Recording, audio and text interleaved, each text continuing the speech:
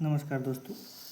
तो आज हम कक्षा 10 के चैप्टर 1 से स्टार्ट करते हैं और आप लोग मेरे चैनल को लाइक सब्सक्राइब ज़रूर करिएगा।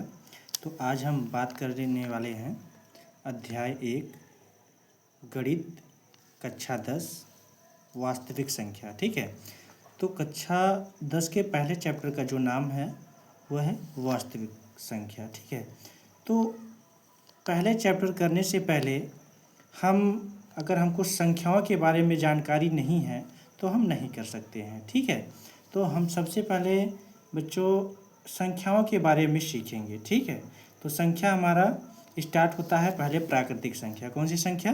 प्राकृतिक संख्या। प्राकृतिक संख्या को इंग्लिश में नेचुरल नंबर कहते हैं। क्या कहते हैं? नेचुरल, TURAL, नेचुरल नंबर कहते हैं। ठीक है, नेचुरल नंबर कहते हैं। ठीक है, जैसा कि प्राकृतिक संख्या कह रहा है ना कि गिनने वाली संख्या प्राकृतिक संख्या कहलाती है।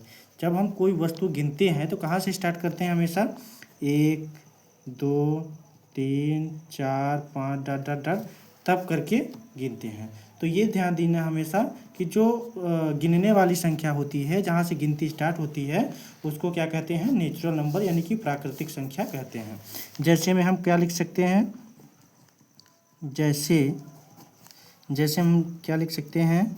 1 2 3 4 डॉट डॉट डॉट कहाँ तक लिखेंगे? अनंत तक लिखेंगे। ठीक है, उसके बाद आता है पूर्ण संख्या। क्या आता है? पूर्ण संख्या। पूर्ण संख्या क्या होता है? पूर्ण संख्या को इंग्लिश में होल नंबर कहते हैं। क्या कहते हैं?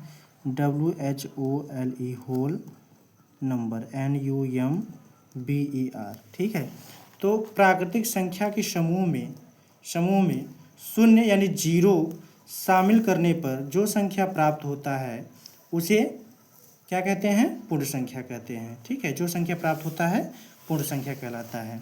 जैसे में क्या हो जाएगा इसका? जैसे हमारा प्राकृतिक संख्या कहाँ से स्टार्ट होता है? 1 से स्टार्ट होता है। तो 1 2 3 4 5 डॉट डॉट डॉट कहाँ तक? अनंत तक। लेकिन कह रहा है प्राकृतिक संख्या के समूह में, तो ये आपका क्या हो जाएगा? ये यहाँ तक पूरा क्या हो जाएगा? प्राकृतिक संख्या। और इसके समूह में केवल जीरो शामिल कर देने पर ये क्या बन जाता है? पूर्ण संख्या बन जाता है। ठीक है, अगला है पूर्णांक संख्या। पूर्णांक संख्या को क्या कहते हैं? इंटीजर कहते हैं। ये क्या है? धनात्मक तथा ऋणात्मक संख्याओं के मेल से बनने वाली संख्या को क्या कहते हैं? पूर्णांक कहते हैं। इसमें धनात्मक संख्या जैसे 1 2 3 4 है ना, और ऋणात्मक संख्या -1 है ना, -2 -3 डॉट डॉट डॉट कहाँ तक? अनंत तक। और ये कहाँ तक? ये भी अनंत तक। ठीक है, तो ये हमारी संख्या जो हो जाएगी ये पूर्णांक संख्या हो जाएगा।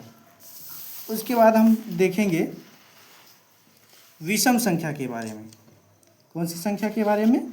विषम संख्या के बारे में। तो विषम संख्या क्या होता है? विषम संख्या से पहले हम लोग चलिए पहले विषम संख्या ही देख लेते हैं। ठीक है, तो विषम संख्या क्या होता है? ओड नंबर होता है। ऐसी संख्या जो 2 से विभाजित नहीं होता, मतलब 2 से कटता ही नहीं। जैसे मान लीजिए 5 हो गया, 7 हो गया, 9 हो गया, 13 हो गया, 15 हो गया, है ना, और 21 हो गया। मतलब ऐसी संख्या जो 2 से सिर्फ केवल 2 से ना कटे। ठीक है, उसको क्या कहते हैं? विषम संख्या कहते हैं। ठीक है, और सम संख्या क्या होता है? ऐसी संख्या जिन्हें हम 2 से काट दें, जैसे 4 6 8 10 डॉट डॉट डॉट कहाँ तक? अनंत तक। ठीक है, तो वो सम संख्या हो जाता है। उसके बाद क्या है? परिमेय संख्या। परिमेय संख्या क्या होता है?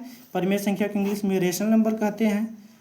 क्या कहते हैं? रेशनल नंबर कहते हैं। ऐसी संख्या जिसे हम P/Q के रूप में लिख सकते हैं तथा Q is not equal to 0, जहाँ Q बराबर 0 न हो। P/Q क्या है? ये जो P/Q ये क्या है दोस्तों? अंश बटे हर होता है। क्या होता है? अंश बटा हर। तो एक ऐसी संख्या जिसको हम अंश बटा हर के रूप में लिख सकते हैं वो क्या होता है? परिमेय संख्या होता है। जैसे मान लीजिए हम लिख सकते हैं इसका एग्जाम्पल 5/7, 3/4, ऐसे कई हम ले सकते हैं, इत्यादि ले सकते हैं। ठीक है। उसके बाद आता है अपरिमेय संख्या। क्या आता है? अपरिमेय संख्या। अपरिमेय संख्या ऐसी संख्या जिसको हम p/q के रूप में नहीं लिख सकते हैं, अर्थात अंश बटा हर के रूप में नहीं लिख सकते हैं। क्या कर सकते हैं? नहीं लिख सकते हैं। उसे क्या कहते हैं? नहीं लिख सकते हैं। नहीं लिख सकते हैं, वो क्या कहलाता है? अपरिमेय संख्या कहलाता है। एग्जाम्पल के लिए √5, √3, ऐसे बहुत सी संख्याएं हैं। ठीक है। उसके बाद आता है वास्तविक संख्या। कौन सी संख्या? वास्तविक संख्या। वास्तविक संख्या क्या होता है?